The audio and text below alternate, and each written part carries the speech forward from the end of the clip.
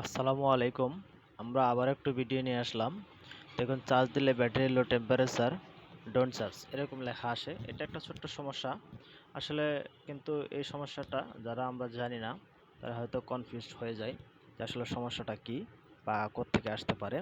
তো আমরা এটা খুলবো, মোবাইলটি খুলে নেব। প্রথমে আমরা স্টেপ বাই স্টেপ দেখব এবং স্টেপ বাই স্টেপ কাজ করার চেষ্টা করব। আসলে সমস্যাটি কী কারণে হচ্ছে সমাধান করার চেষ্টা করব। তো আমরা প্রথমে খুলে নিলাম। দেখুন, সিস্টেম সকেটটি পাশে আমরা প্রথমে ক্লিন করে নেব। প্রথমে পরিষ্কার করে নেব, ওয়াশ করে নেব, কারণ বিভিন্ন ধরনের কার্বনের কারণে প্রবলেম হয় মোবাইলে। এই সমস্যা হতে পারে, অন্যান্য সমস্যা হতে পারে। তো আমরা প্রথমে একটা জাম্পার করব। জাম্পার ওয়্যার নেব, ছোট্ট জাম্পার ওয়্যার নিয়ে আমরা এটাকে একটা জাম্পার করব, যে আমাদের সিস্টেম কানেক্টরের মধ্যে যে গ্রাউন্ড এবং ডাটা কানেকশন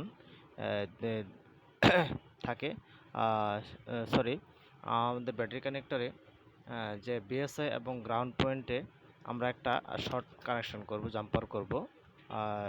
এবং আমরা শর্ট জাম্পার করে বিএসআই এবং গ্রাউন্ডের মধ্যে শর্ট জাম্পার করে আমরা দেখব যে সমস্যাটি সমাধান হয় কিনা। যদি না হয়, পরবর্তীতে আমরা অন্য স্টেপে যাব। এই ধরনের সমস্যা আসলে বিএসআই কানেকশন থেকেই আসে বেশিরভাগ সময়, অন্যান্য সমস্যার কারণে হতে পারে। তো আমরা দেখুন কানেকশন করে নিলাম এবং কানেকশনটি শর্টটি আমরা ক্লিয়ারভাবে দেখাচ্ছি। এখন আমরা মোবাইলটি ফিটিং করে তারপর দেখব যে আসলে সমস্যাটির সমাধান হয়েছে কিনা। যদি না হয়, তখন আমরা অন্য স্টেপে যাব। তো চার্জার কেবল লাগিয়ে দিলাম।